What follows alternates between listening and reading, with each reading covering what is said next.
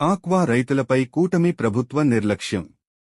MLC Bommi Israel సిండికేట్గా మారి aqua రంగాన్ని నాశనం చేస్తున్నారని బొమ్మి ఇజ్రాయెల్ తీవ్రంగా ఆరోపించారు. ఎన్నికల హామీలు ఏమైనట్టు అని కూటమి ప్రభుత్వాన్ని వైసీపీ ఎమ్మెల్సీ ప్రశ్నించారు. మంగళవారం అల్లవరం మండలం గోడి గ్రామంలో ఆయన స్వగృహంలో పాత్రికేయులు సమావేశంలో మాట్లాడుతూ ఆక్వా రైతులకు అన్యాయం చేస్తే సహించేది లేదని, ఆక్వా రైతులకు ఇచ్చిన హామీలను కూటమి ప్రభుత్వం గాలికొదిలేసిందని ఎమ్మెల్సీ బొమ్మి ఇజ్రాయెల్ ఆగ్రహం వ్యక్తం చేశారు. గతంలో వైఎస్ జగన్ హయాంలో ఆక్వా రంగానికి స్వర్ణయుగం ఉండేదని గుర్తు చేశారు. అలాగే యూనిట్కు 1.50 పైసలకే విద్యుత్ ఇస్తామని చెప్పి ఇప్పుడు అన్యాయం చేస్తున్నారని విమర్శించారు. దళారీ వ్యవస్థను అరికట్టి రైతులకు మద్దతు ధర కల్పించాలని డిమాండ్ చేశారు. మేత, విత్తనాల ధరలు పెరిగినా రొయ్యల ధరలు తగ్గడం వెనుక ప్రభుత్వ వైఫల్యం పూర్తిగా ఉందన్నారు. అలాగే ఎగుమతులు ఆగిపోయాయనేది కేవలం సాకు మాత్రమేనని, సిండికేట్ వల్లే రైతులకు నష్టం జరుగుతోందని వ్యాఖ్యానించారు. వెంటనే ప్రభుత్వం స్పందించి ఆక్వా రైతులకు ఇన్పుట్ సబ్సిడీ అందించాలని డిమాండ్ చేశారు. మీ అందరినీ పిలవటానికి కారణం, ఈ రాష్ట్రంలో ప్రధాన సమస్య ఆక్వా రైతులు. ఈ రాష్ట్రంలో సుమారు 6 లక్షల మంది ఆక్వా రైతులు, 3,50,000 హెక్టార్లు ఆక్వా సాగు చేస్తున్నటువంటి రైతులు ఈ కూటమి ప్రభుత్వంలో పడుతున్నటువంటి పాటల గురించి, ఈ కూటమి ప్రభుత్వంలో పడుతున్న ఇబ్బందుల గురించి, ఈ కూటమి ప్రభుత్వం ఇచ్చినటువంటి హామీలకి ఆ రోజు తలొగ్గి సపోర్ట్ చేసినటువంటి రైతులకి ఏ విధంగా ఈ ప్రభుత్వం ఎన్నుపోటు పొడిచిందో దాని గురించి వివరించడానికి మిమ్మల్ని అందరూ ఆహ్వానించడం జరిగింది. మరి ఆ రోజు చంద్రబాబు నాయుడు గారు వారి కూటమి ప్రభుత్వం ఎన్నికలలో ఈ రాష్ట్రంలో ఉన్నటువంటి ఆక్వా రైతులందరినీ అనేక పర్యాయాలు మీటింగులు ఏర్పాటు చేసి ఏదైతే ఆక్వా రైతులకి సమస్యలు ఉన్నాయో ఆ సమస్యలన్నింటినీ మేము పరిష్కరించే బాధ్యత మేము తీసుకుంటాం, ఆక్వా రైతులు ఏ విధమైనటువంటి నిరుత్సాహ చెందడం అవసరం లేదు, ఆక్వా రైతులకు మా ప్రభుత్వం మొట్టమొదటి స్థానం కల్పించదని చెప్పేసి ఆ రోజు ప్రగల్భాలు పలికారు.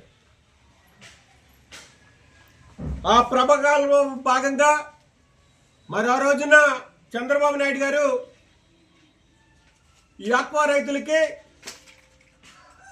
ఆక్వా జోన్ కానీ నాన్ ఆక్వా జోన్ కానీ సంబంధం లేకుండా అన్కండిషనల్గా రైతులకి విద్యుత్తులో సబ్సిడీ ఇస్తానని ప్రకటించారు. ఈ రోజు కానీ అన్కండిషనల్గా నేను మీకు సబ్సిడీ ఇస్తానని పెద్ద మనిషి అధికారంలోకి వచ్చిన తర్వాత ఆక్వా జోన్ రిజిస్ట్రేషన్ చేయించుకుంటేనే సబ్సిడీ వర్తిస్తుంది అన్నారు. సరే, మీరు చెప్పిన విధంగా ఆక్వా రంగం చేయాలి కాబట్టి ఆక్వా రైతులు పెట్టుబడులు పెట్టే పరిస్థితుల్లో అప్పులు చేసే పరిస్థితులు ఉన్నారు కాబట్టి కొన్ని వేల ఎకరాల్లో ఆక్వా జోన్లుగా రిజిస్ట్రేషన్ చేయించుకున్నారు. చేయించున్నటువంటి ఆక్వా రైతులకి సుమారు 3 నెలలు 4 నెలలు అవుతుంది. మీరు ఎందుకు సబ్సిడీ ఇవ్వట్లేదని నేను ప్రశ్నిస్తున్నాను ఈ ప్రభుత్వాన్ని. మరి నిన్నగాక మొన్న వీరవసరంలో మీ పార్టీకి చెందినటువంటి రైతులే తిరగబడి మాకు సబ్సిడీ ఇవ్వట్లేదు, ఒక పక్క ఫీడ్ రేటు పెరుగుతుంది కానీ రొయ్యల రేటు మాత్రం పెరగట్లేదు అంటున్నారు. ఒక రకంగా చెప్పాలంటే ఈ ప్రపంచవ్యాప్తంగా ఈ యుద్ధం జరిగే ప్రాంతం ఏదైతే పశ్చిమాసియా ఉందో దానికి 20% మాత్రమే రొయ్యలు ఎక్స్పోర్ట్ వెళ్తుంది. మిగతా 80% కూడా యూరప్ కంట్రీలకి, అమెరికా కంట్రీకి వెళ్ళే పరిస్థితి. అక్కడ ఏ విధమైనటువంటి ఇబ్బంది లేదు, అక్కడ ఎగుమతులకి ఏ విధమైన ఇబ్బంది లేదు, అక్కడ లావాదేవీలకి ఏ విధమైన ఇబ్బంది లేదు. కానీ కేవలం మీరందరూ కూడా సిండికేట్ అయ్యి మరి రైతును నాశనం చేయాలని ఆలోచన విధానంతో ఉన్నప్పుడు మీ ప్రభుత్వం ఏమి చేస్తుంది ఈ రైతుల పట్ల నేను ఈ సందర్భంగా నిలదీస్తున్నాను.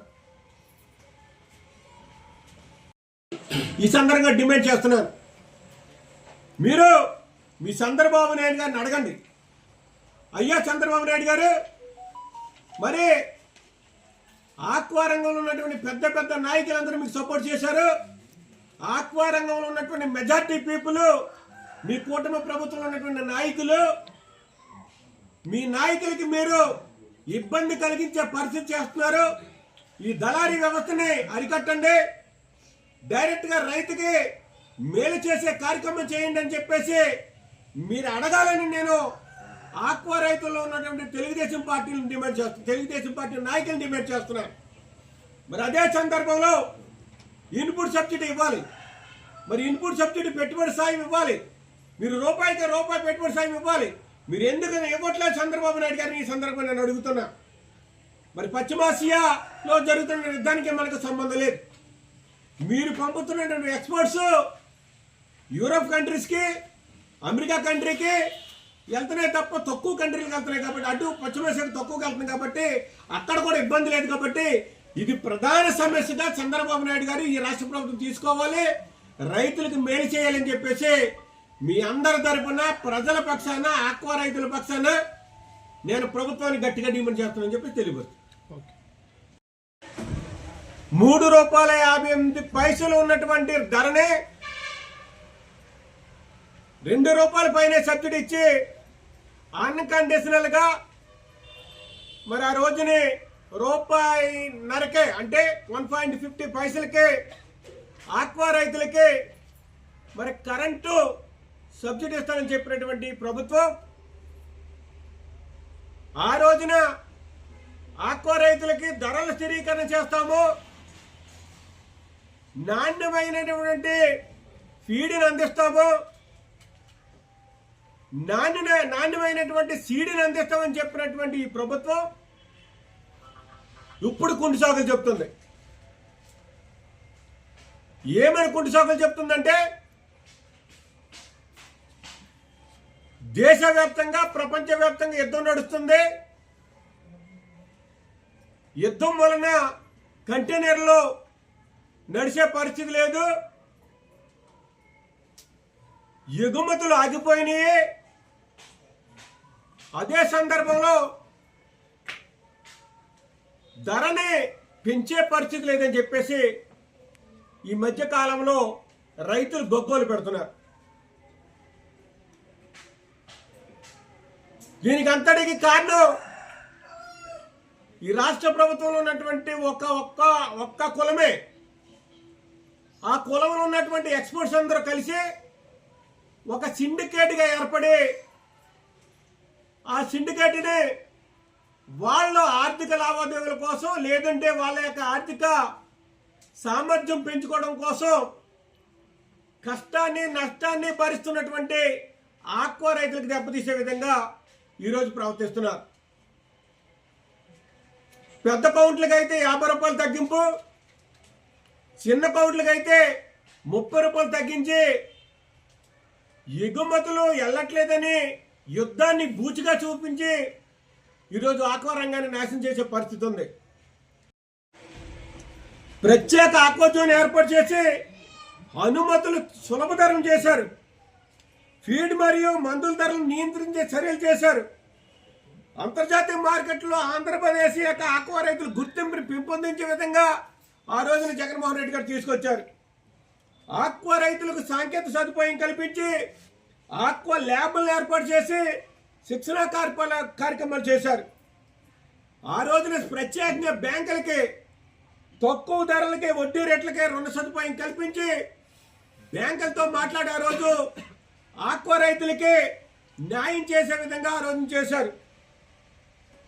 మరి అతిపెద్ద రాష్ట్రంగా ఈ ఆంధ్రప్రదేశ్ ఉంది ఆక్వా రంగంలో. ఆ రాష్ట్రం అంతర్జాతీయంలో ఆంధ్రప్రదేశ్కు ఒక ప్రత్యేక గుర్తింపు వచ్చినటువంటి సందర్భం జగన్మోహన్ రెడ్డి గారి నాయకత్వంలో జరిగితే మరి ఈరోజు మీరు దళారులందరూ ఏకమయ్యి ఆక్వా రంగానికి దెబ్బతీసే విధంగా ఇక్కడ రేటు తగ్గితే మీరు ఎక్స్పోర్ట్ చేసే రొయ్యలు కొనుగోలు అక్కడ రొయ్యలు తింటున్నామంటే దేశాల్లో ఉన్నటువంటి వారు రేట్లు ఏమి తగ్గించరు. ఈరోజు ఇక్కడ 250 ఉన్నా 300 ఉన్నా అక్కడ రేట్లు 950 రూపాయలు 1000 రూపాయలు కిలో అమ్ముతున్నటువంటి పరిస్థితి అయితే ఎందుకు రేట్లు తగ్గిస్తున్నారో అని నేను అడుగుతున్నా. దీనికి ప్రభుత్వం బాధ్యత లేదని నేను అడుగుతున్నా. ఆక్వా రంగం అంటే మీరు ఇంత నిర్లక్ష్యం ఎందుకు చేస్తున్నారని నేను అడుగుతున్నా. మా డిమాండ్స్ ఖచ్చితంగా మరి ఆక్వా రైతులకు ప్రధానంగా ఎదుర్కొన్న సమస్యల మీద, ధరలు పడిపోవడం మీద, సబ్సిడీ లేకపోవడం వల్ల మీరు ప్రభుత్వం తక్షణమే చర్యలు తీసుకోండి. మీరు ఏదైతే ఆ రోజున ఎన్నికలలో ఇచ్చిన హామీలు ఏదైతే ఉన్నాయో ఆ హామీల ప్రకారం యూనిట్కి ₹50 చొప్పున మీరు సబ్సిడీ ఇవ్వాలి. అదేవిధంగా ప్రత్యేకంగా ఆక్వా జోన్లతో పరిమితులు లేకుండా అన్కండిషనల్గా ఇస్తున్న విధానాన్ని మీరు ప్రకటించాలి.